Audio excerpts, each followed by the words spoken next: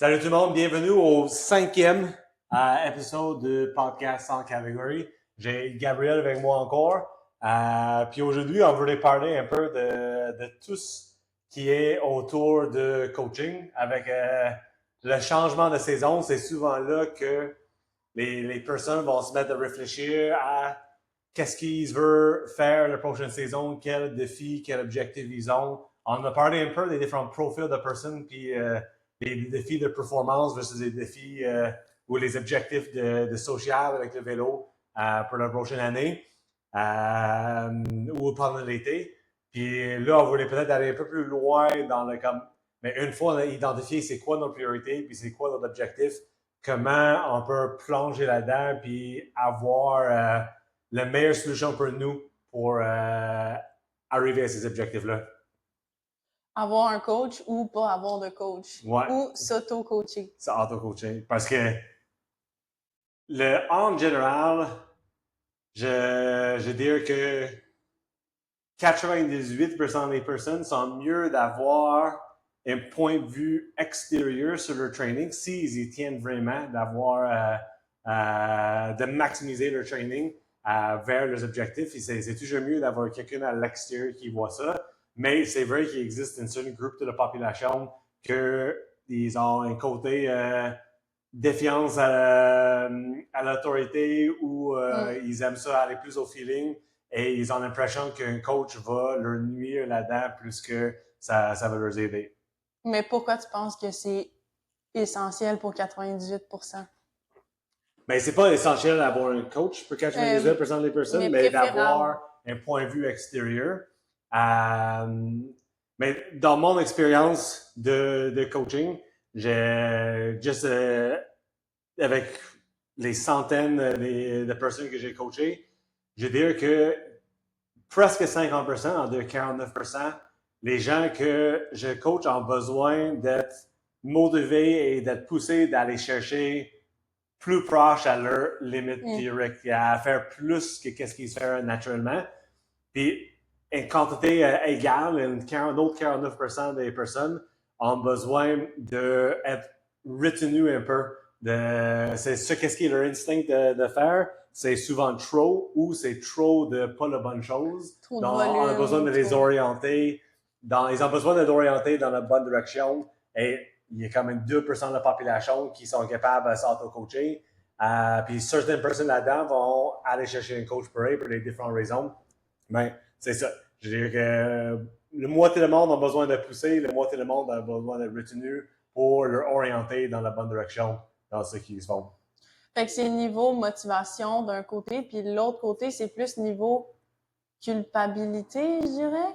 Pas nécessairement. Je dirais pas culpabilité. Parce que souvent, les athlètes qui veulent en faire toujours plus, puis je me mets là-dedans. Puis je l'étais encore. C'était pire quand je faisais du triathlon, parce qu'on dirait dans ce sport-là, on priorise vraiment beaucoup le volume puis la quantité là, au lieu de la qualité.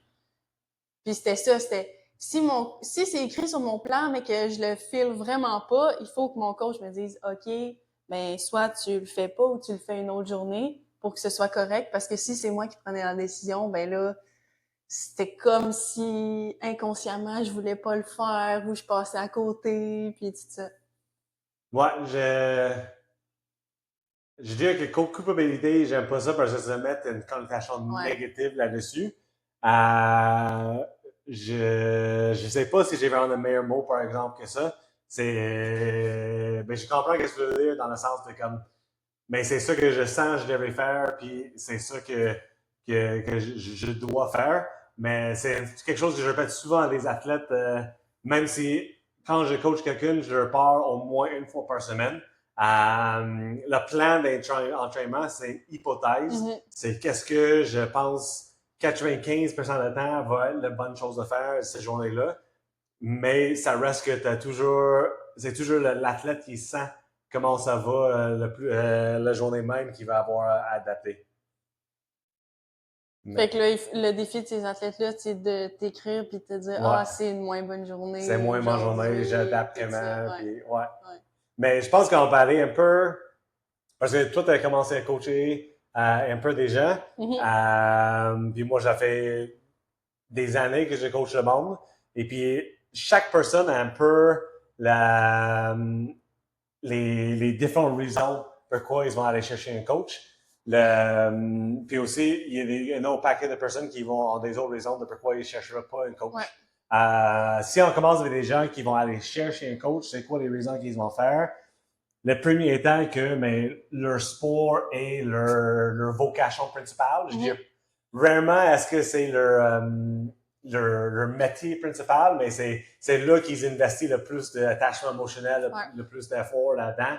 Donc, s'ils mettent autant d'efforts là-dedans, ils veulent aller vraiment maximiser ce qu'ils vont faire. Donc, ça, c'est comme une catégorie à part qui est comme, c'est évident, mais il y a beaucoup de monde qui ils s'entraînent beaucoup, c'est important pour eux, mais c'est peut-être pas la chose la plus importante dans leur vie, où ils sont à un niveau de performance que peut-être ça serait assumé que, mais à tel niveau, tu n'as pas besoin d'avoir un ça, coach. C'est vrai. Parce qu'on a souvent le réflexe de « Ah, mais moi, je suis pas pas trop, là à tel niveau, j'ai pas besoin d'un coach. » Mais je dirais même que les gens qui ont besoin de plus efficace avec leur temps peuvent avoir plus de bénéfices d'avoir un coach que les gens qui ont quasiment un temps illimité. Si tu vas faire 30 heures de sport dans ta semaine parce que c'est ton travail, tu as en masse de temps de récupérer, tu vas probablement faire tellement de bas intensité que c'est pas si grave que ça. Mais si tu as 5 heures dans ta semaine que tu veux maximiser le plus possible, mais d'avoir quelqu'un qui te dit « OK, mais voici le meilleur choix, la meilleure chose à faire dans cette situation-là », ça va être très rassurant pour la personne. Ouais, mais tu as un bon point, là, rassurant. Là. C'est vraiment le deuxième critère, c'est quelqu'un qui a pas beaucoup de temps puis qui veut un peu se faire gérer son horaire d'entraînement. Là. Ouais. Je pense que les gens qui n'ont pas beaucoup de temps vont mettre rapidement dans deux catégories.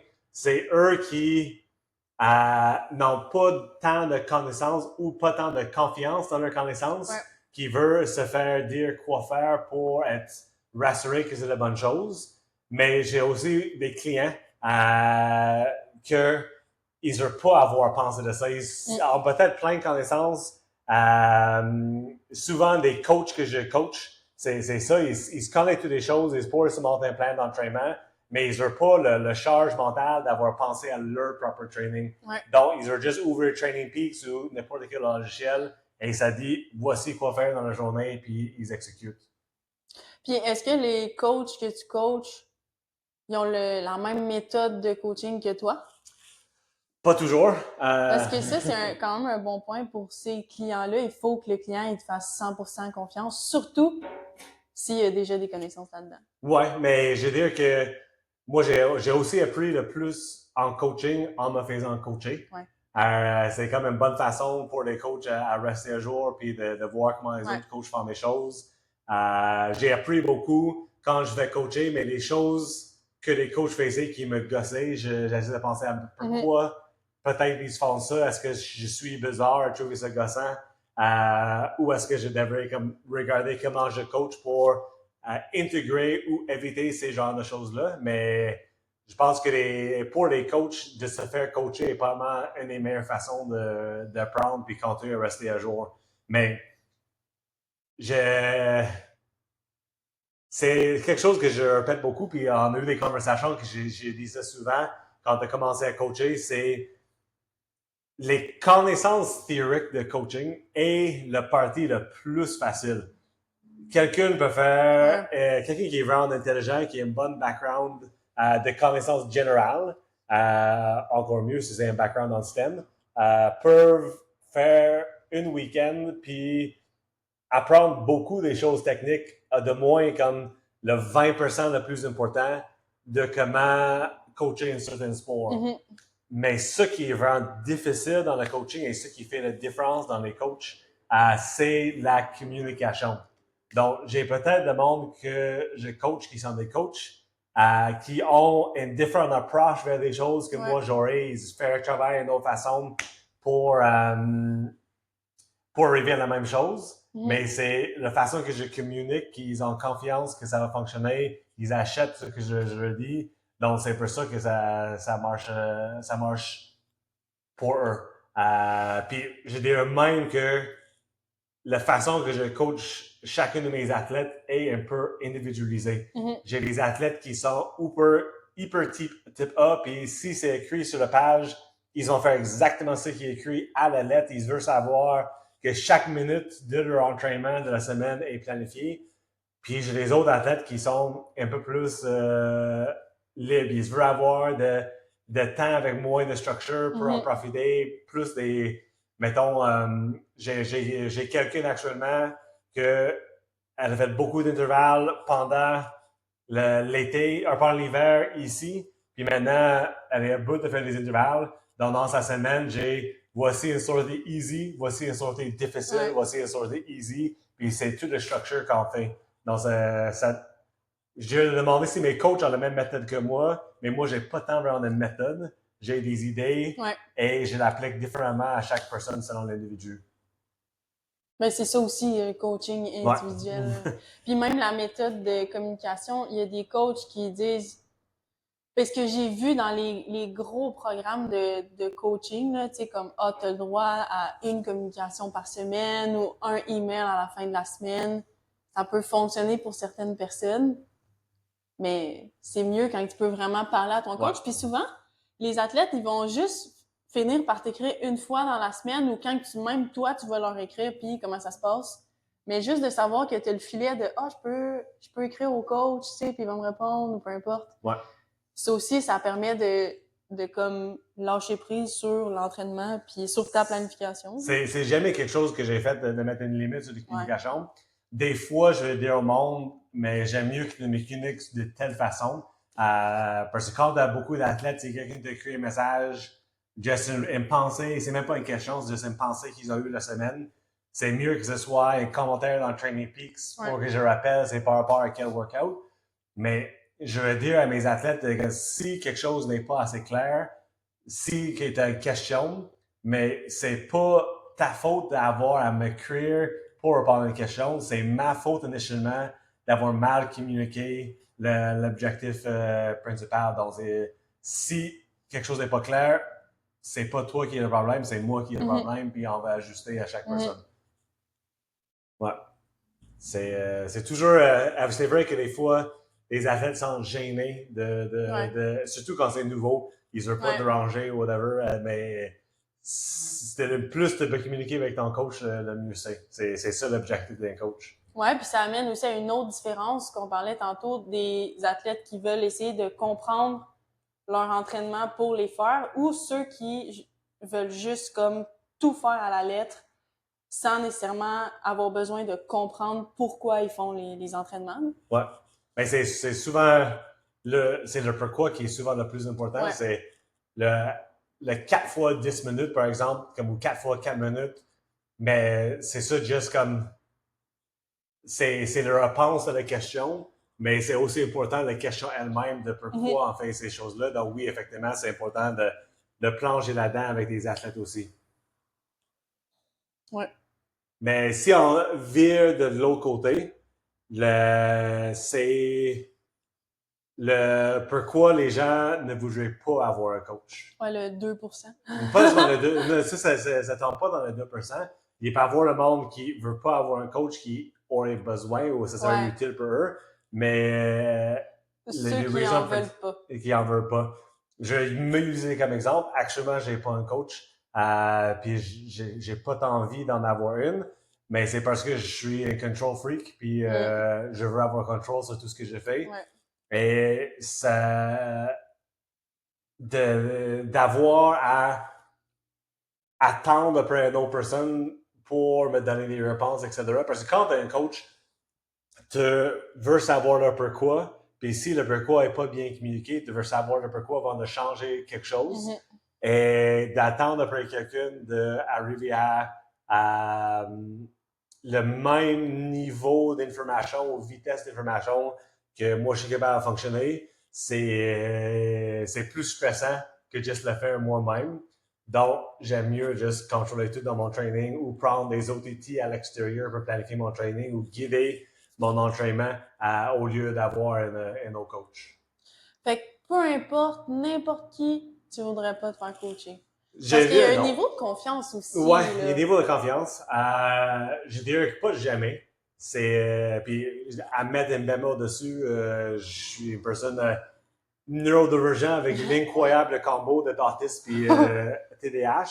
Donc, c'est probablement ça qui rentre là-dedans. Ouais, mais il y a plein d'autres personnes aussi Ouais. qui. Puis probablement un autre coach qui est sur-respecté aussi, ça Ouais. marche bien. C'est sûr qu'il y en a des autres coachs avec qui je voudrais travailler. Mais je serais plus le genre de personne OK, je voudrais travailler avec tel coach pour 3 mois avec tel objectif. OK. Puis après, je vais retourner à faire mes choses. Je travaille avec un autre coach 3 mois pour arriver à tel objectif. Puis plus comme ça qu'à coach en continu. Qui amène à un autre groupe de personnes qui pensent de se faire coacher pour une courte période. Ouais. Ça vaut pas la peine de faire, mettons, les derniers 3 mois avant mon événement clé ou de juste faire, OK, mais je veux repartir sur une bonne balle, je vais faire 3 mois avec un coach mais c'est pas assez long, il faut juste faire continuer, coacher par 1 an, etc. Ben, c'est vraiment le contraire de juste faire des blocs ponctuels comme ça va être vraiment utile, surtout si c'est avec un coach qui va prendre le temps de l'expliquer le pourquoi, puis qui va communiquer les raisons derrière les choses, parce que ça te donne les connaissances que tu vas appliquer à ton training après. Ben oui, puis 3 mois, souvent, c'est pas mal la fenêtre qu'on suggère pour une bonne préparation à un événement. Là. Ouais. À part si tu décides de faire un Ironman puis c'est la première fois que tu fais un triathlon, comme bien des gens, c'est pas ce qu'on conseille, mais... Ben, c'est toujours une question de background. Ouais, c'est ça. Puis les athlètes aussi qui ont un très bon background, je pense que ça rentre dans la catégorie de gens qui veulent pas nécessairement se faire coacher parce qu'ils se connaissent tellement bien aussi. Ils ont l'impression tellement bien se connaître. Ouais, OK. Mais moi, j'en ai vu des gens que, tu sais, par exemple, ils ont fait du sport de très haut niveau, puis là, ils savent comment un peu ça fonctionne, les mésocycles, puis tout ça, puis aussi leur perception d'effort, la récupération, qu'ils veulent pas nécessairement avoir de coach parce qu'ils pensent qu'ils en ont pas de besoin. Ouais. Et j'ai ajouté le groupe de personnes qui ils veulent trop rester dans ce qu'ils trouvent confortable. Puis ils veulent pas qu'un coach arrive et leur donne les nouvelles choses, leur dérange. Et il y a beaucoup de monde qui ont des perceptions sur le training, vraies ou faux, ou des perceptions de comment eux ils devraient s'entraîner, vraies ou faux, et ont peur qu'un coach arrive puis change tout. Qui probablement pas une bonne façon de faire les choses en général. On veut toujours faire des changements de façon progressive. Mais il y a beaucoup de monde qui ont peur de ce changement-là.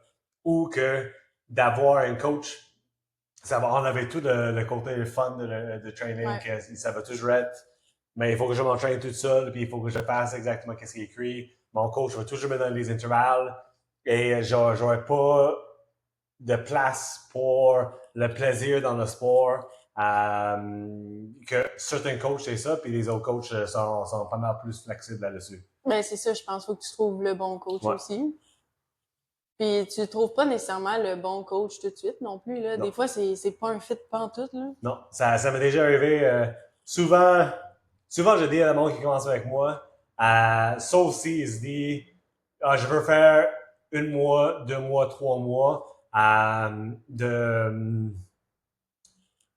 ils veulent juste faire un petit bloc comme ça. Souvent, je vais dire que les premiers 2 mois quand on travaille ensemble, c'est comme apprendre à se connaître. Parce que moi, il faut que je connaisse la personne un peu plus, c'est quoi leur tendance, c'est quoi les bonnes façons de leur communiquer, est-ce qu'ils ont besoin de beaucoup d'encadrement, ils ont besoin de moins d'encadrement, est-ce qu'ils veulent que tout soit détaillé ou que ça soit plus libre.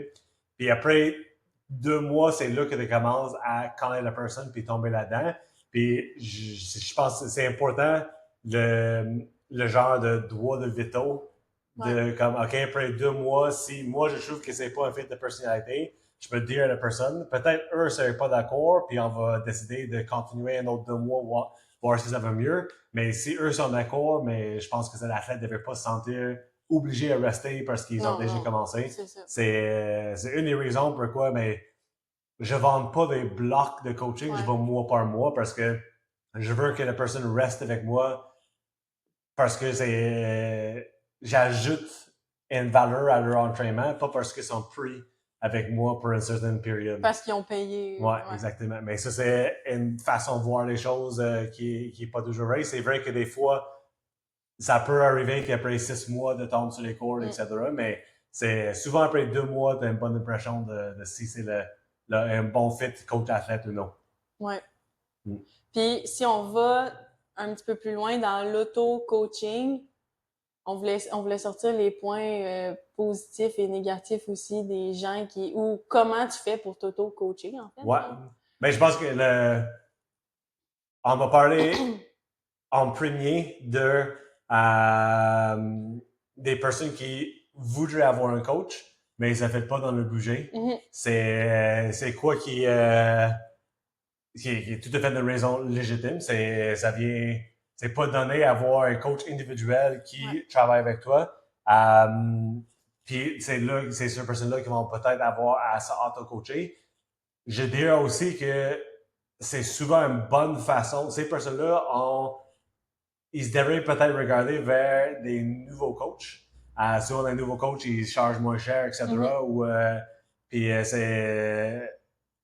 donc, tu vas avoir comme un service qui est très bon, parce que souvent, des nouveaux coachs, ils ont beaucoup de connaissances aussi, pour moins cher, ou de faire des groupes de coaching. C'est quelque chose qu'on n'a pas encore commencé à faire ici, que j'ai déjà fait dans le passé, mais que beaucoup de coachs vont faire pour justement rejoindre ces personnes-là que le coaching individuel n'est pas une option, qui vont dire, OK, mais j'ai fait un groupe de personnes qui veulent travailler vers tel objectif ou avec telle chose, et on fait des différentes formules, mais ça peut être, tu as le droit on a comme un groupe chat où le monde pose des questions, et on fait des appels à chaque mois, tout le monde ensemble pour viser. Donc, de chercher s'il y a un coach avec qui tu veux travailler ou l'objectif vers lequel tu veux travailler, chercher des choses de group coaching. C'est souvent des nouveaux coachs qui font des choses comme ça aussi. Souvent, c'est une bonne entre-deux pour les personnes qui c'est surtout une question budgétaire. Oui, c'est une bonne idée. Ben, c'est comme les clubs, en fait. Ouais, un peu comme des clubs, mais souvent à distance. Ouais, c'est ça. Ouais. Fait que c'est une planif générale, par exemple, sur 2-3 mois, sur un objectif qui est semblable à tout le monde. Puis c'est la planification sur Training Peaks à chaque semaine. Ouais. Puis tu as quand même accès à un coach à demander des questions si tu en es ou. Ouais, c'est une bonne idée. Puis des fois, les autres personnes dans le groupe vont avoir un autre avis, une autre façon de voir les choses, que ça amène des discussions intéressantes. Ouais, puis ça, ben comme tu disais tantôt, tu apprends aussi, là. Quand tu te fais coacher, peu importe de quelle manière, c'est sûr que tu apprends en regardant tes entraînements, même si tu les analyses pas, tu commences à comprendre le pattern et tout ça. Donc, si on va avec les gens qui ont décidé que sont mieux de s'auto-coacher, c'est quoi des outils qu'ils peuvent utiliser pour mieux s'auto-coacher? Puis une qui est, je pense, sous-estimée dans sa valeur, c'est de faire des erreurs. C'est souvent là-dedans, mais d'être ouvert à la raison pourquoi l'erreur a eu lieu et pas juste prendre pour acquis que c'est la première chose à laquelle on pense. Puis je pense que la meilleure façon de faire des erreurs est de faire un training plan avec les objectifs que tu veux. Il y a plein de monde qui vendent des training plans, etc. Où il y a plein de training plans gratuits pour les objectifs de base. Et peu importe si comme ça fit avec ta vie, etc. Ou peu importe si comme c'est comme tu penses tu devrais t'entraîner pour ça, mais tu devrais suivre le training plan exactement comme c'est écrit ou le plus proche possible. Et quand tu l'as complété, remarquer comment les choses auraient pu mieux être. Ou si tu n'étais pas capable de le compléter, essaie de trouver la raison pourquoi ça. Et souvent, une chose que le monde font pas, qui peut être très utile là-dessus, c'est d'avoir un journal d'entraînement. Ça s'appelle un journal papier ou ça s'appelle un journal écrit. Il y a beaucoup de souvent plein d'apps de training, Strava, etc. Tu peux mettre des notes pour tes entraînements, juste Ouais. le mettre là-dedans. Ça peut être très utile. Et si tu veux pas prendre le temps d'analyser tout ça, de trouver des trends, ou tu veux avoir un deuxième avis qui n'est pas le tien, tu peux soit montrer ça à un training partner, puis demander à un training partner de regarder ça, vous faites un échange de cahier, Ouais. puis regardez ça. Ou si c'est en version électronique, pitch tout ça en ChatGPT, puis 100%. demander à ChatGPT de sortir des trends, puis Lui, il analyse pourquoi. pourquoi Il donne les hypothèses, en fait. de pourquoi ça aurait pu mal été. Puis il va aussi peut-être regarder si ton profil Strava est public, comme est-ce que tu as fait une semaine qui était vraiment gros, puis tu as ajouté des choses dedans, puis là après, tu as eu une mauvaise semaine, puis peut-être trouver des trends là-dedans que soit c'est tellement loin en arrière, les humains ont tendance à oublier des choses après 2 semaines. Alors si tu as fait ça au début dans le training plan, tu vas peut-être l'avoir oublié plus tard. Alors, c'est souvent le ChatGPT, c'est dans une bonne journal, un bon historique de training en Strava, mais il va peut-être les trouver plus facilement. J'avais jamais pensé à demander à Chat d'analyser mon Strava. Ouais. Ah ouais. C'est tellement cool. Ouais, parce que au-delà de, je veux dire, parce qu'il faut que tu saches l'utiliser aussi, là. Ouais. Tu fais pas juste demander à, parce que si tu fais juste demander à Chat, fais-moi une planification de 3 mois pour tel objectif, ben, ça revient au même que prendre un plan. Puis ChatGPT est pas très bon pour ça. Les training plans que je l'ai vus sur there sont pas top. Et je pense que c'est important aussi, si tu fais ça, te fais c'est sûr que 3 mois, c'est quand même long, mais je pense que c'est le minimum de temps que tu devrais faire ça pour essayer. Puis les gens, beaucoup de monde en training, ils surestiment la quantité d'amélioration qu'ils peuvent faire dans 3 mois, mais ils sous-estiment le quantité d'amélioration qu'ils peuvent faire en 3 ans. Alors, si tu bloques, tu fais 4 fois 3 mois dans une année, peut-être 3 fois 3 mois, puis après, en chaque, tu prends un mois de off juste pour récupérer, puis faire un reset. Mais dans 3 ans, dans 1 an, tu aurais pu faire le même plan de training 3 fois en ligne avec des différents ajustements selon qu'est-ce que tu as observé à chaque fois. Puis là, tu es probablement rendu à quelque chose qui est beaucoup plus adapté à toi. Et tu peux commencer à prendre, OK, mais je réponds bien à telle chose, je réponds moins bien à telle chose, mais continuer à adapter qu'est-ce que tu as fait. Donc, si tu as fait une training plan à la lettre la première fois, tu demandes à ChatGPT ou tu demandes à une amie, des fois même des coachs vont faire des consultations. C'est une autre méthode hybride de comme, OK, j'ai fait ça, voici ce que j'ai observé, Alberta, regarder comment ajuster les choses pour mon prochain bloc de training. Encore mieux si c'est le coach qui écrit le training plan. Puis peu importe la méthode de fait, mais quand ton liste de choses a changé pour la prochaine fois, tu refais le même training plan en changeant ces choses-là, puis tu vois à la fin, OK, mais est-ce que ça a vraiment mieux été ou est-ce que ça a moins bien été? Et tu gardes ton journal de training, tu refais la même chose une deuxième fois. Et peut-être tu as besoin d'une troisième fois. Souvent, après 3 fois, on arrive à avoir une bonne idée de c'est quoi les bonnes méthodes de travailler.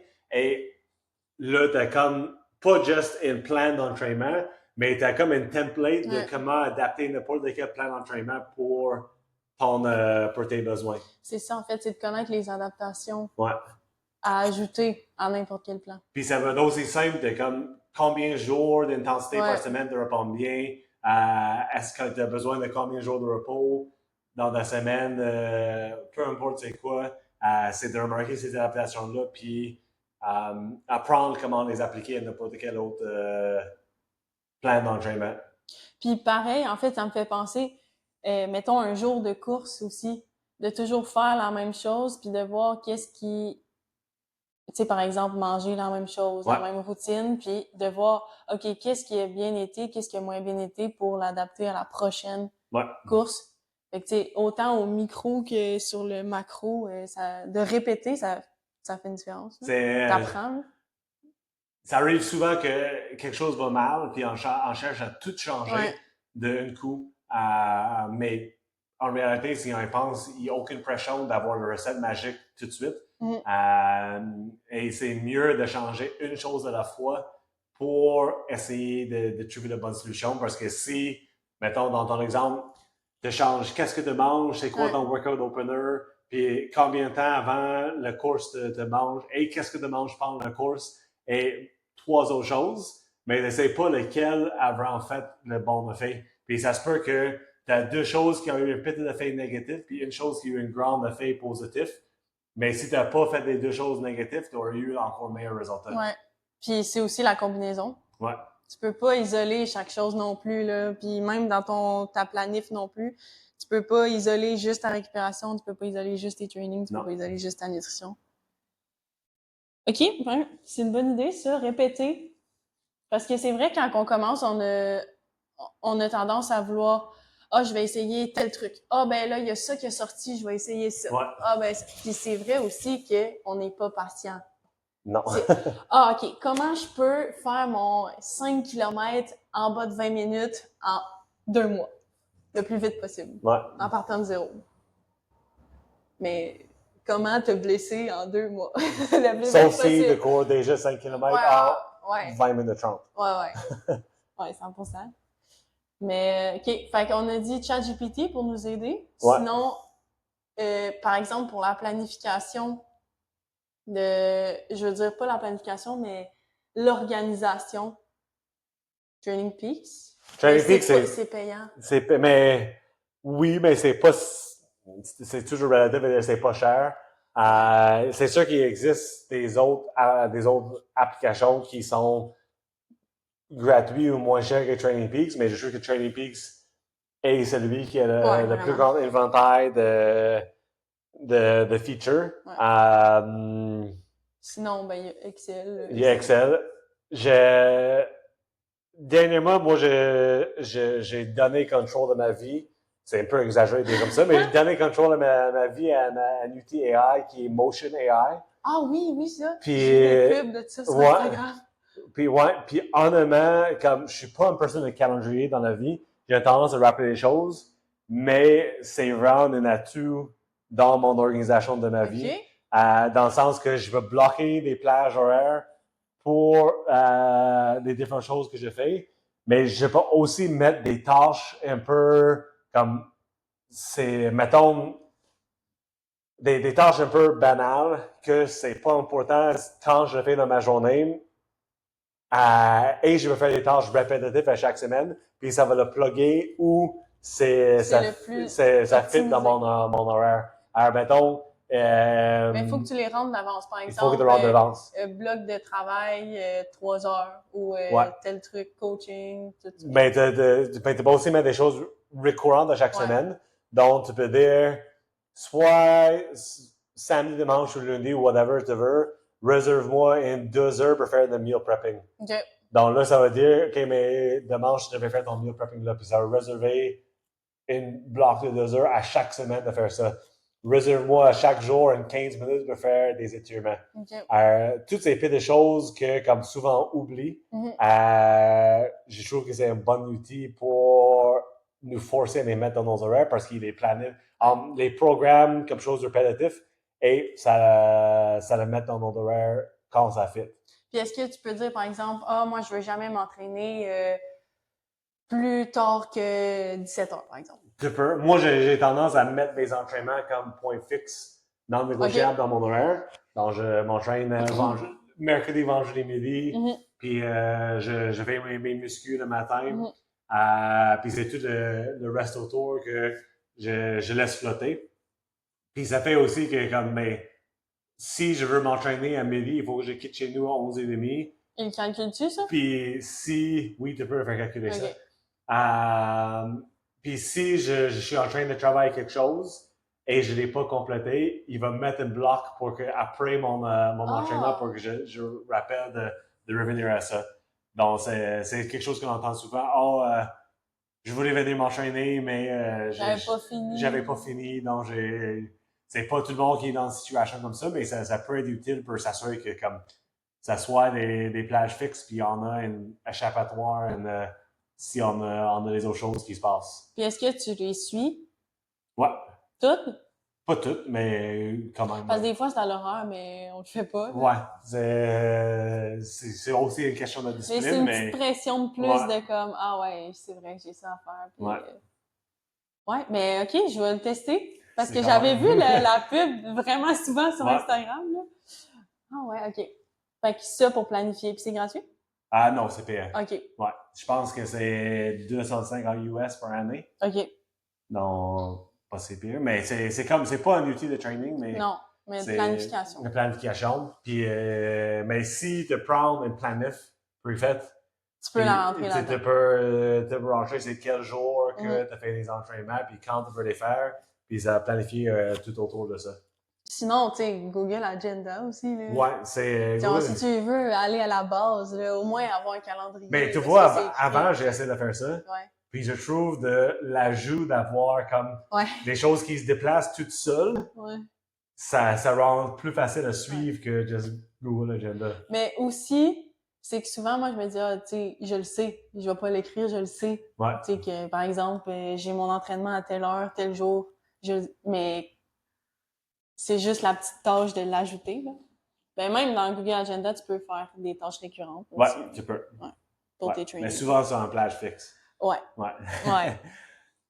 Je pense qu'aussi, une autre chose que c'est pas des robots, que le monde oublie, c'est le valeur que des partenaires d'entraînement peuvent avoir sur ton training. Ça rentre plus dans des catégories de comme quelqu'un qui give a shit de ton training Ouais. autre que toi, puis autre que ton partner de vie. Je pense que si je parlais de training autant que je parle de training, si ça était tout dirigé à ma blonde, sérieusement, nos couples, reçoit juste 80% actuellement, mais ce 20% fait une différence.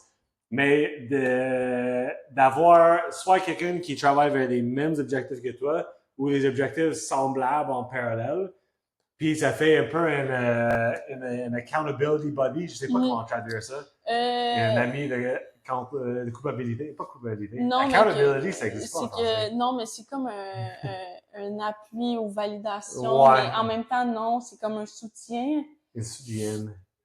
Je pense que tout le monde comprend accountability Ouais, buddy. puis il y a aussi le fait que des fois, tu le sais, qu'est-ce que ton partenaire d'entraînement te dirait quand tu fais quelque chose ou de trop ou de pas assez ou peu importe. Puis juste de savoir que, si j'en parle, je le sais, je vais me le faire dire, tu sais. Des fois, c'est juste ça qu'on a besoin aussi. Ouais. Mais, ou la motivation aussi extérieure, autre que notre coach. Si t'as un rendez-vous avec la même personne à faire de quoi, c'est sûr que ça aide. Puis c'est ça d'avoir comme quelqu'un à qui parler de ton entraînement.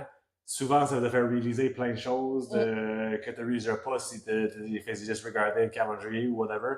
Donc, souvent ça, c'est deux personnes qui sont pas nécessairement des coachs, des experts, mais qui donnent le soutien autre dans leur training. Ouais, puis ça te rend aussi plus humain, comme de comprendre aussi que des fois, tu peux faire un training avec ton partner, puis lui ou elle, ça va super bien. Toi, t'es dans la sauce. Puis l'autre journée, ça va être le contraire. Puis ça arrive, tu sais, les gens, ils ont des bonnes, des mauvaises journées. Puis t'es pas tout seul là-dedans aussi, là. Ouais. Puis de faire la même chose avec ChatGPT. Avec le mode vocal, de se parler de t'entraîner avec ChatGPT. Puis c'est un peu moins humain, là, mais ça fonctionne. Ça fonctionne. Ça fonctionne. Ouais. Mais toi, t'es un peu dans la situation où t'es entre les deux. Tu as un coach, mais t'es aussi en train d'apprendre et commencer à coacher le monde. Puis mon coach, je le vois pas aussi, c'est à distance. T'sais, on se parle au téléphone, en FaceTime, mais fait que c'est, tu sais, j'y fais confiance et tout, mais j'apprends aussi, fait que je suis capable d'analyser un peu pourquoi il me donne certains trucs. Puis je suis plus le genre d'athlète qui, je sais pas comment dire, je dirais pas co-coaching, mais j'aime comme parler puis discuter avec le coach puis comme qu'on décide ensemble, puis après ça, du contenant, puis après ça, le contenu, c'est lui qui remplit. Ouais.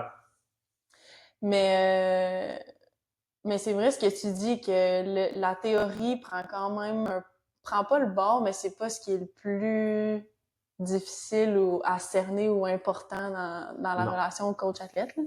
Vraiment pas, en fait. Ouais. Mais j'aime ça. C'est fun, c'est quand même cool.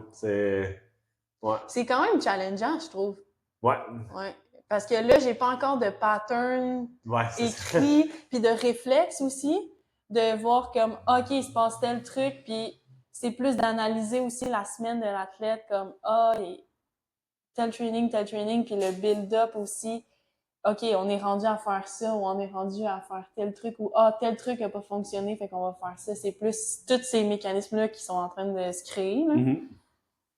Mais c'est cool. Je suis dans le bon environnement pour ça. J'aime ça. Je pense que ça amène quand même une bonne dernière option qui est de un peu dans comme le groupe de coaching, mais essayer de suivre d'abonner à un centre, Ouais. un gym, etc., qui est dans ton objectif. Euh, c'est autant, puis comme tout, il y a des bons coachs et des mauvais coachs, il y a des bons training plans, des mauvais training plans. Tu peux avoir ChatGPT 3.0 encore versus la nouvelle version. Mais un bon centre avec une bonne façon de penser qui est organisée, souvent, si tu fais juste suivre le planning de centre, en guillemets, Ouais. ça va t'amener un peu dans une bonne direction aussi. Si tu viens 3 fois par semaine, puis tu vas 3 jours séparés, mais ça devrait te mettre dans une bonne direction au moins, puis après, tu as peut-être besoin d'ajuster des choses un peu selon tes besoins à toi. Ouais, puis ça t'amène les training partners, ça t'amène aussi juste de discuter de sujets comme ça, d'apprendre à connaître c'est quoi les caractéristiques du plan, de pourquoi tu fais ça, de mieux te connaître aussi en tant que sportif, qu'athlète aussi, là. Ouais, La communauté autour de ça aussi. absolument. Yeah, Yeah. Je pense que ça that's fait a wrap. une bonne fin. Ouais. Venez vous entraîner 3 fois semaine, même l'été. Même l'été. C'est en lien avec ce qu'on a dit la semaine passée qu'un minimum de structure, ça fait une grande différence. Puis, tu peux avoir un coach qui lui donne un minimum de structure aussi. C'est Ouais. important que ton coach adapte des choses à toi. Mhm. Mais, questions, commentaires, laisse-nous savoir. C'est des suggestions de sujets, dis-nous, puis viens nous voir au centre. On va garder un minimum de cours pendant l'été, plus les cours de yoga, pour qu'on puisse continuer à travailler avec le monde puis amener tout le monde à un différent niveau. Et group ride aussi. Des group rides qui s'en viennent. Ouais. Stay tuned. Stay tuned.